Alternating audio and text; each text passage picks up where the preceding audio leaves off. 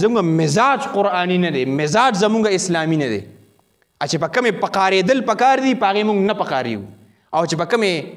کم پکارېدل پکار دي په هغې موږ ډېر پکاریو. چې په دې کې د لقمان رحمت الله علی هغه مشهور نصیحتونه ذکر کړي شوي دي. محققین علما دا فرمایي چې تاسو دې نه اندازه ولګوئ د دې د نصیحتونو د اهمیت دا دې نه اندازه ولګوئ چې دا دومره اهم نصیحتونه چې الله سبحانه وتعالی ولا په قرآن کې ځای ورکړه. دې نه دا څرګندېږي چې الله سبحانه وتعالی موږ په دې باندې مجبوري چې کوم څیز اهم دی او کوم اهم نه دی، کم ضروری دی او کم غیر ضروری دی. نو د لقمان حکیم رحمت الله علیه په ژوند خو ډېر اړخونه وي یا ډېرې خبرې به یې کړې وي، خو هغه د هغه د ژوند کې هغه اصولي او مهمې خبرې چې هغه ډېرې زیاتې ضروري وي الله سبحانه وتعالی هغې له په قرآن کریم کې ځای ورکړو چې تر قیامته پورې بیا دا مونږ وایو او په دې باندې به عمل کوو. نو زموږ دپاره په دې کې ډېر غټ نصیحت دی، باید چې دا خبره ستاسو په ذهن کې وي. ولقد آتینا لقمان الحکمه، چې دله مونږ حکمت ورکړی، پوهه ورکړی وه. پښتو کې ورته مونږ هوښیارتیا وایو، پوهه ورته وایو. او په عربۍ ژبه کې حکمه څه ته ویلی شي؟ العلم نافع والعمل به. هغه علم چې هغه نفع بخش وي، چې هغې کې فایده وي، هغه مفید وي او ته په هغې عمل کې دې ته وایي الحکمه. الحکمه کې ایمان او اخلاق هم راځي. اصل که تاسو وګورئ د الحکمه مطلب ایمان او اخلاق دی، یعنی پوهه راشي او ستا اخلاق پېښه شي، دا الحکمه دی. مونږ به دا وایو. قرآن کریم هم د دې دا یو نوم دام دی الحکمه. قرآن کریم د حکمت خبرې کړي دي، رسول الله صلی الله علیه وسلم خبرې هم د حکمت خبرې، د کتاب او سنت خبرې هم د حکمت خبرې دي. هغه حکمت اظهار چې کم پویا او کم حکمت لقمان حکیم رحمت الله علیه ته الله پاک وربخلی او ورکړی او د هغې ذکر په دې کې شوی دی. خو یاد لرئ چې کم حکمت یې ورته ورکړی دی نو دام یاد لرئ څنګه چې ما ووایي چې العلم نافع والعمل به. حکمت څه ته ویلی شي؟ هغه علم چې هغه نفع بخش وي او ته پې عمل کې. نو دلته الله سبحانه وتعالی لقمان حکیم رحمت الله علیه ته چې کومه پوهه ورکړې وه، کم حکمت ورکړی نو هغې ځان سره ایثار کړی نه دی بلکې مخکې پړوان دی پیش کړی دی. نمبر 1 پوینټ. دویم نمبر پوینټ دا دی چې هغې قام ته نه دی پیش کړی، هغې محلې ته نه دی پیش کړی، بار نه دی وتې. د ټولو نه پهله هغه د هغه مخاطبین هغه خپل بچي خپل بچي ته هغه دعوت ورکړی دی. زه به خو یا یم یا به نیم، زه به خو دنیا نه لاړ شم، زما ښځه به مې دنیا نه لاړ شي، زما پلار به مې دنیا لاړ شي، خو زما نه پس په دا بچي پاتې کېږي. نو چې دا کم ماته الله سبحانه وتعالی دا پوهه راکړې ده، دا حکمت یې راکړی دی، نو باید چې دا ورته مخکې وړاندې کړي شي. اذ قال لقمان لابنه وهو یعظه یا بنی لا تشرک بالله. غور وکړئ، دې نه دی لم یقل اذ قال لقمان لابنه فقط، دې نه دی ویلي، صرف دې نه دی ویلي، بلکې ورپسې یو دې ته وایي جملې حالیه په عربۍ ژبه کې، کوالیفایر ورته په انګلیش کې. د دې جملې مزید وضاحت کړې وهو یعظه. صرف فقط خبره ورسره نه کړې چې لقمان حکیم رحمت الله علیه خبره وکړله، نه، الله سبحانه وتعالی وایي چې د وعظ وکړو. دې ځای کې تاسو دا یو فرق یاد ساتئ چې په دماغ کې وي، یو وي النصیحه، یو دی وعظ. دواړه په پښتو کې ورته مونږ 15 ټکي استعمالو، یا وصیت یا نصیحت، خو دا مختلف دي، د دې استعمالات مختلف دي. یاد لرئ واعظ دې ته ویلی شي چې کله ته داسې یو موقع ومونې چې زما دا بچی دا بچوړې دې ټایم کې توجه یې جوړه ده، څه بل څه کار کې مشغول نه دی، او په هغه ټایم کې ته داسې یو لمحه ومونې چې دې اوس دا خبره ورته کومه، دا خبره به اوس دې غوږ به ورته ږدي. دغه ټایم کې چې ته کوم نصیحت کوې دې ته واعظ وایي. لکه داسې یو ماحول قتل په هغې کې خبره، هر ټایم نصیحت نه کول بلکې یو خاص موقع ده او په هغه موقع نه ته فایده واخلي، دغه ته ویلی شي واعظ. لکل مقال مقام، د هر یو وینا دپاره یو مقام وي. نو دغلته هم لقمان حکیم ځکه هو حکیم و که نه، پوهه ولا الله سبحانه وتعالی ورکړې وه. د خپلو ځکه چې ماشومان لوبې ټوکې کوي که نه، کله یو ځای کې کله بل ځای کې، نو هر ټایم نصیحت یې ورته نه دی کړی بلکې داسې یو لمحې موندلې ده په هغې کې ورته خبرې کوي، دغه واعظ دی. حقیقي علما دا وایي چې واعظ دې ته وایي بما یرق له قلب. هغه خبرې هغه واعظ هغې ته ویلی شي چې هغه ړونه وخوځي، بما یرق له قلب، چې ته یې واورې او ته د اړه دې داسې وخوځي، ویرېږي، متوجه شي. نصیحت عام نصیحت وي نارمل انداز کې. واعظ کې دا ده چې ته یو لمحه ومونې او ډېر په مینې سره ډېر په شفقت سره چې ته د هغه بل زړه وخوځې. او ځکه محققین علما دا وایي چې ما یخرج من القلب یصل الى القلب. هغه څه چې د زړه نه ته خبرې کې، زړه نه ته بیان کې، نو هغه بل زړه ته رسي. هلته هم دروازه ډبولی کېږي د هغه د زړه دروازې باندې، خو حال دار چې تا هم د زړه نه خبره کړي. نو دینه دا مونږ ته واضح شوه والدینو دپاره پکې دا هم یو پند دی چې دوی به صرف نصیحت به نه کوي نصیحت به هم کوي بلکې واز به کوي په مینې سره په محبت سره او په شفقت سره به د هغه د زړه دروازې به هغه به ډبوي چې دا خبره دته ورورسي یو زمونږ ویناګانې وي مونږ نصیحت کوو که نه اکثر بچو ته مونږ غلط ټکي غلط نومونه واخلو لکه کمبخته بیخ بنیاد دیوزه مختلف قسمه دا څیزونه وایو دا هم یو نفسیاتي اثر دی چې په کور کې مور پلار یو بل د دغه رنګ کنزل کوي بد ردې وایي نو به ماشومان به دا الفاظ اوري دا خبرې دوی بیا بهر هم کوي تاسو وګورئ چې کم کورنۍ هغه تهذیب وکي وي کم مور پلار کې تهذیب وي که نه هغه بچو کې هم هغه تهذیب ښکاري ډېر صحیح ښکاري پته یې لګي چې لکه دا د ښه کورنۍ نه دی او چې نه فرض که په کور کې پلار لګیا دی کنځلې کوي دی خواشه واخواشه بد زبان استعمالي په بچي دا اوري نو بچو باندې به هم اثر کېږي د دې مشاهده تاسو د استادان ډېر په اسانه طریقې سره کولی شئ ځکه چې ماشومان سره دوی واسطې بعضې ماشومان کنځل کوي دا کنځل د بچو ته اورېدلي وي که نه چېرته مشر نه به اورېدلي وي ناسته پاسته به د ماشوم په غلط محفل کې وي نو پلار له پکار دی چې د زوی په مخ کې داسې خبرې کوي چې هغه داسې نه وي چې د هغه کرکټر هغه خراب کړي واذ قال لقمان لابنه وهو يعظه یا بنیه ساده نه وي چې بچوړي یا بنیه په عربي ژبه کې ویلی شي ډېر د محبت دپاره یا بنیه ای زما بچوړیه یعنی کله یو مشر سړی وي که نه تا ته دا وایي چې ای بچې دا ګورې په سړي باندې ډېر ښه لګي تاسو سره هم داسې شوي چې لږ فرق هم وي که نه دا ته وایي ای بچې دی خو وګوره ما ته خپل پلار یا ته وایي فیاضه یا ته وایي ای بچې پاسه که نه که مونځ وکړه بچې دا پلانکې کار وکړه دا په سړي باندې ډېر ښه لګي تا هغه نیم وګټه نو والدینو له پکار دي چې هغه دا رنګ اسلوب اختیار کړي چې کوم دلته اختیار کړی شوی دی دا اسلوب دا انداز سیدنا یعقوب علیه السلام هم اختیار کړی دی هلته یوسف علیه السلام ته څه وایي یا بنیه او هغه هم دومره با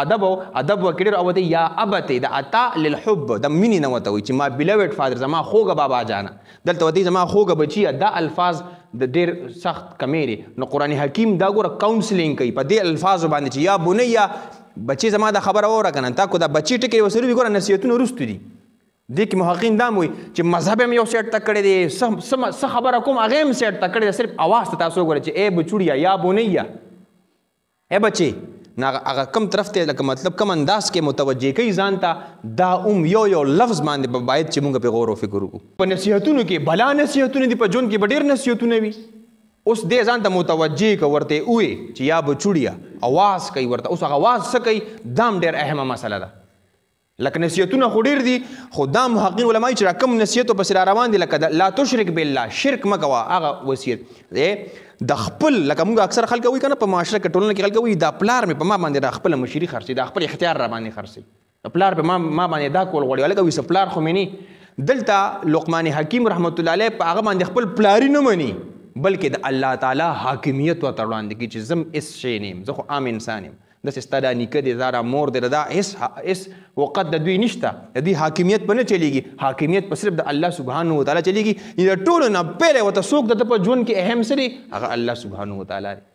چې یا بنیه ای زما بچوړیه لومبنۍ د دې نه مخکې نصیحتونه کې ټول نه لومبنۍ نصیحت هغه ورته الله سبحانه وتعالی متعلق کړی چې خپل رب وپېژنه نو باید چې آیت باندې موږ عمل وکړو او خپل بچو ته الله سبحانه وتعالی متعارف کړو چې الله پاک څوک دی لا تشرک بالله ای خوږ بچیه الله سره شرک مه کوه الله له برخې خور مه ګرځوه دلته یو د شرک هغه معنی ده چې کومه موږ کوو چې الله سبحانه وتعالی له برخې خور چې ای بچې ای خوږه بچیه ته چې کوم دی الله سبحانه وتعالی چې کوم صفات دي کوم حقوق دي کوم اختیارات دي دا بل چاله مه ورکوه لا تشرک بالله تاسو وګورئ دې کې ډېر درد دی او ډېره مینه را په دې کې چې هغه بچي ته د ځان خبره ورته نه کړي زما خبره ومنه دا ورته نه وي دغه خبرې ټولې وروستې دي دې نه دا م اندازه وشوه چې دغه کې خرابې وي دغه نصیحت نه وي باقي ټول نصیحتونه فضول دي نصیحتونه په دنیا کې ډېر زیات دي نصیحتونه وصیتونه خبرې په دنیا کې ډېرې زیاتې دي خو چې دا خبره پکې نه وي هغه پلاران زما دپاره محترم دا خبره واورئ تاسو پلار ته زوی ته نصیحتونه کوئ د کاروبار وصیت د سبق وصیت خو چې دا وصیت پکې نه وي بچی ته دا نصیحت چې یا بنیه لا تشرک بالله چې دا وصیت پکې نه وي ټول نصیحتونه بې معنی دي دا بنیاد ده چې دا وي نو هغه نور نصیحتونه به ځای نیسي هغه به وزن لري او که ته ورته ډېرې ښه خبرې کوې دا کوه دا فلانکې هغه خپل رب نه پېژندلی د هغه رب چاحت د هغه په زړه کې نه پیدا شوې دا ټول نصیحتونه فضول دي اوس دې موږ د خپلې معاشرې جایزه په دې آیت کې واخلو چې پلاران میان دی هغوی بچو ته دار انداز کې خبرې کوي، دا رنګ وصیت ورته کوي چې کوم لقمان حکیم رحمت الله علیه کړی دی، او دغه رنګ وصیت ورته هغه وصیت کې بیا څه وي، وصیت کې ورته دا وصیت وي الله سبحانه وتعالی تعارف ورته وکړه چې هغه الرحمن دی، چې هغه الرحیم دی. دا ته چې نوخار ته لاړ شي، ته چې پیر بابا ته لاړ شي، ته چې کاکا صاحب له بابا صاحب له بل نور پسې ګرځې او داتا صاحب له لاړ شي او هلته را سجده کې، نو یا بچیه دا سجده صرف یو الله سبحانه وتعالی ته کوه. ته چې هلته څه غواړې دا د الله نه غواړه، هغه مړ دی او زمونږ رب جمدی دی، هغه نه اوري زمونږ رب اوري. د هغه بابا له اختیار نه دی حاصل، زمونږ الله سبحانه وتعالی ټول اختیارات خو هغه سره دي، نو هغه نه دی. فعلم انه لا اله الا الله، په دې خبره ځان پوه کې بچو چې د الله سبحانه وتعالی نه علاوه بل څوک الہ نشته. بچي له دا تربیت ورکول، دا ورته انټروډیوس کول، د دې تعارف کول د بده مرغه دا شی زموږ په ټولنه کې نشته، بلکې ورته څه خو هلکه فلان کې ځای کې سپلني دي دا په ځان باندې ولګوه، هغه ځای کې جارو راکاږه، هغه ځای کې کاڼې راکاږه، هغه ځای کې دا فلان کې کار وکړه، هغه له لاړ شو، هغه له لاړ شو، د هغه له ناستي وکړه. دا تاسو په کوم طرف باندې را قام روان دی؟ اول زه او بیا بل، دا ډېره غټه بدقسمتي ده او دا ټوله ګناه ګورې مور پلار لځي. تاسو کو ګورئ که نه دلته چې کله د زوی د ځان ته متوجه کو، زمارې خبرو ته لږ غور کوئ، دی ځان ته متوجه کو چې بچوړي یا بونی یا،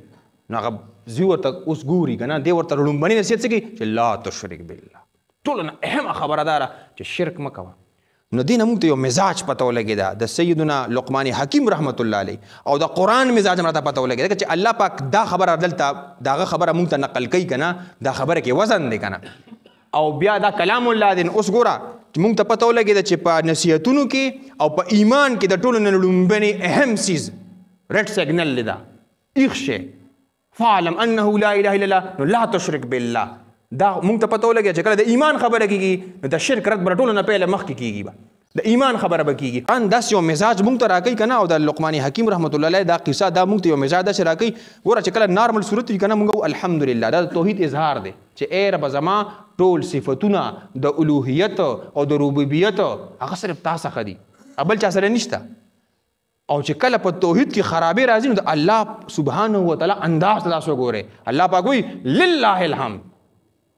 غلی کېنئ، دا ټول اختیارات یو الله سره دي، مخلوق څه نشي کولی. فعلم انه لا اله الا الله، انداز تاسو چې کوئ دا اسلوب ته وګورئ، د سټایل ته وګورئ، ډېر سخت دی. الله پاک په د غصې اظهار کوي. زموږ مزاج قرآني نه دی، مزاج زموږ اسلامي نه دی.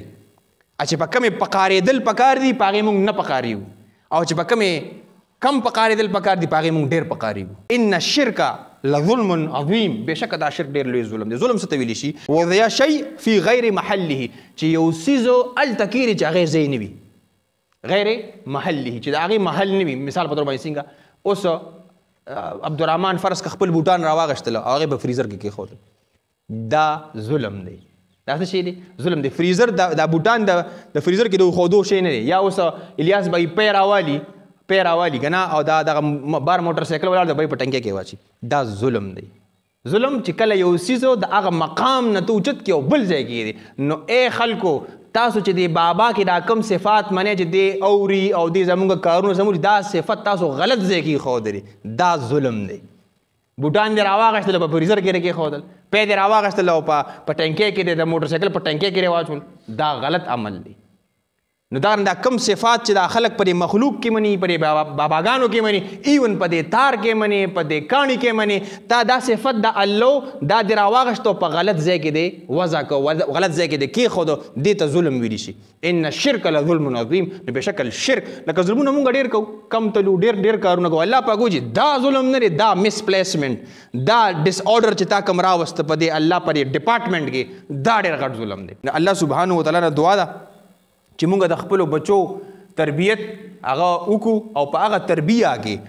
تربیه کې ټولو نه پهله حق هغه چې موږ ورته دا ورکړو چې لا تشرک بالله، چې بچې شرک مه کوه، شرک ورته واضح کړو، دا خبرې ورته واضح کړي، دا ایمان به زموږ بالکل لاړ شي. او چې دا کې خرابې راغې نو هغه ټول نصیحتونه، هغه ټول عملونه، هغه ټول ضایع شو.